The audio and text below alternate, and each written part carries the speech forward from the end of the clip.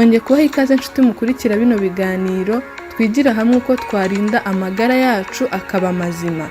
Uyu munsi tugiye kwigira hamwe ibijyanye na infection zo mu myanya y'ibanga ku gitsina gore. Bityo rero mwari nawe mutegarugori tubane muri iki kiganiro. Musore nawe mugabo namwe tubane kuko bashiki banyu, inshuti zanyu, abagore banyu cyangwa ababyeyi banyu mwazababera batabazi mubikesheje ubumenyi tugiye kurebera hamwe. Ubushakashatsi bwagaragaje ko abagore 3 muri 4 baba bazarwara infection zo mu myanya y'ibanga byibuze rimwe mu buzima bwabo. Ndetse kimwe cya kabiri cyabo bo baba bazazirwara inshuro zirenze imwe. Aya ni amakuru dukesha familydoctor.org. Bityo rero ni ngombwa ko twiga ibijyanye n'iyi ndwara kuko murumva ko yibasira abantu benshi. Infection zibasira imyanya y'ibanga ku gitsina gore zifite amazina atandukanye ya kiganga ndetse ziri mu moko atandukanye. Ariko icyo zihuriyeho ni ibyongera ibyago byo kuzirwara.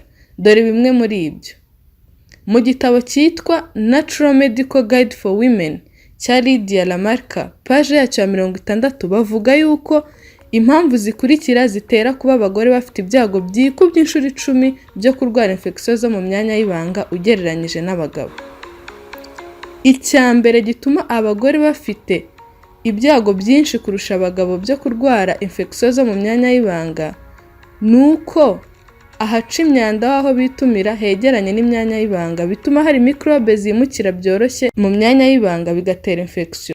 Icya kabiri nuko bajya mu mihango buri kwezi bituma imyanya y'ibanga yabo byoroheye microbe kuhatura. Icya gatatu nuko mu gihe cyo gutwita umwana byiga umuyoboro w'inkari bigatuma horohewe no kurwara.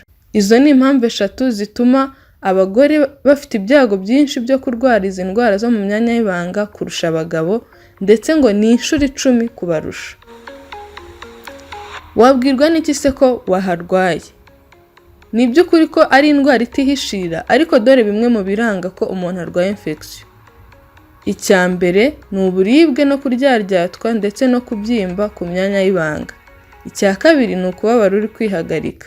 Icya gatatu ni ukuzana amatembabuzi afite impumuro mbi mu myanya y'ibanga agira ibara bitewe n'ubuzahare bw'umuntu kuva ku mweru kugeza ku cyatsi kibisi. Si ngombwa ko wibonaho ibi bimenyetso byose kugira ngo umenye ko urwaye kuko biterwa n'aho wageze uzahara. Rero ubwo tubonye ko abari n'abategarugori bafite ibyago byo kurwara izi ndwara zo mu myanya y'ibanga kurusha abagabo, dore zimwe mu nama duhabwa n'inzobere mu buvuzi muri cya gitabo Natural Medical Guide for Women. Inama ya mbere, jya wihanagura neza umaze kwituma.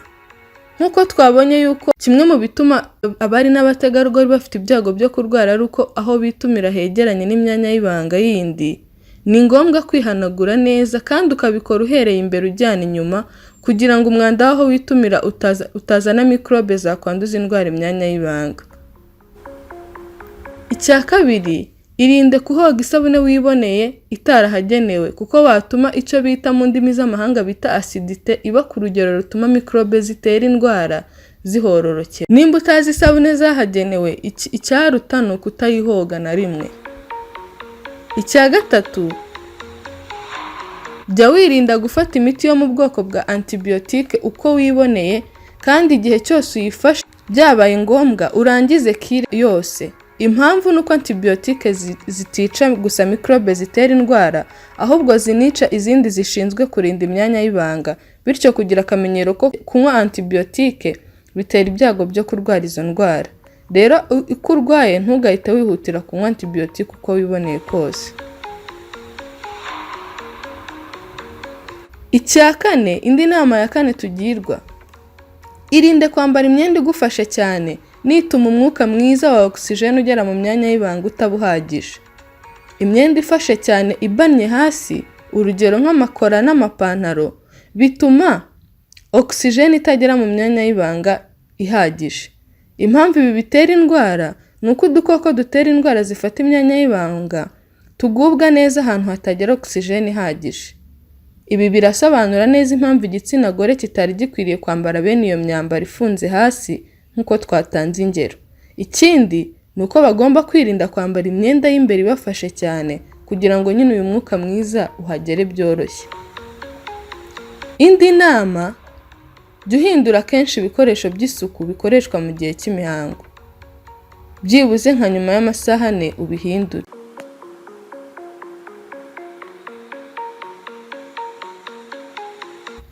Rero nk'uko tumaze kubona ibyongera ibyago byo kurwara iyi ndwara, dukwiriye kwirinda cyane ibingibi biyikwirakwiza kuko nta muti n'umwe wanywa ngo uzakuvure utaretse igitera indwara cyangwa se utirinze. Rero reka tujye ku muti nyirizina noneho ku wamaze kurwara. Umuti nyirizina tugiye kuvuga uyu munsi ugizwe n'ibintu bitatu.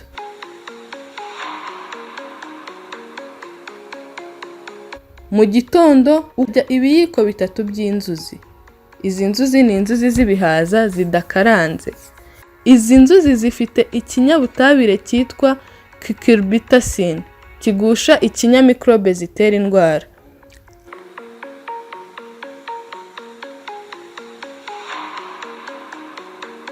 Ku manywa ni ukurya karoti 2. Bitewe n'uko ikungahaye muri vitamine A, karoti igiha imbaraga uturandaryi dushashe mu nzira y'inkari. Utwo turandaryi tukanyerera kandi ntihagire imyanda ifata muri izo ngingo ngo ihazibye. Mbese ni nko gukoropa bigatuma imyanda idafata mu myanya y'ibanga ngo ihazibye hazarware.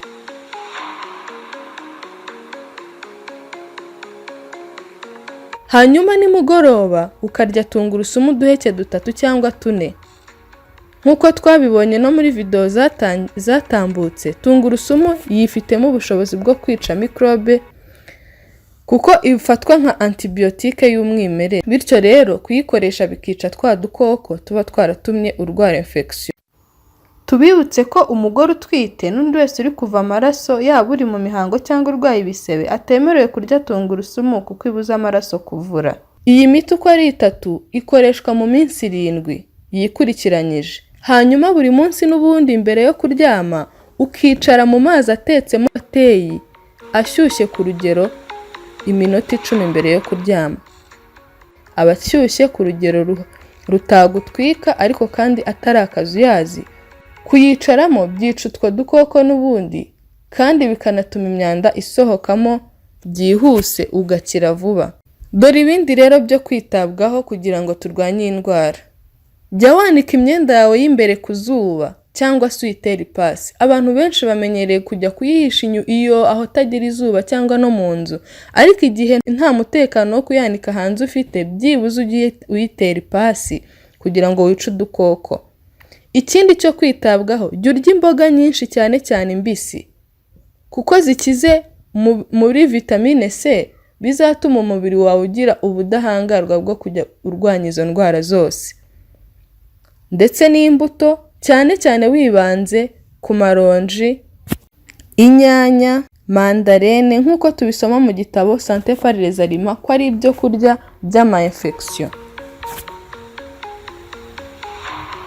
Rero nk'uko tumaze kubirebera hamwe, iyi ni indwara yazahaje abantu cyane, niyo mpamvu dukwiye kwita kuri izi nama.